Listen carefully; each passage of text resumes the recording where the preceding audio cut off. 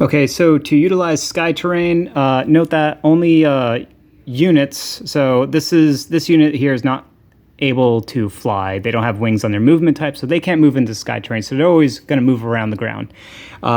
Flying units, like this Valkyrie over here, they can move along the ground, and if the player wants to, they can move them vertically upwards into the sky, and then once they're in the sky, they can move along anywhere on the sky.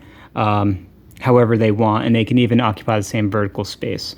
And for sky itself, sky are going to be these pedestals here, and you take these white plastic standees, and you mount it like this. So you put one on the top and bottom side, and that creates a pedestal.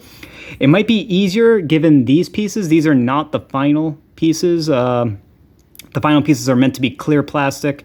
And a much bigger base, which will make it easier to grip the unit when they're on the army color token.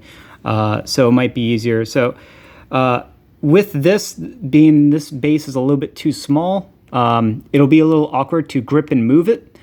So you might want to utilize this sort of flat table presentation to lay it down on top of that. And now when you have two units vertically occupy the same space, it can be handled like that.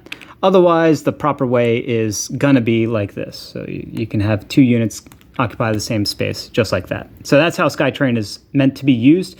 Another thing to note is that these army color tokens are a little bit too big. That's just for the beta components. The final components, it'll be slightly smaller, and therefore easier to sort of move around, maneuver, and manipulate. So that's how the sky terrain gets utilized. And just to show it, these pieces come right off.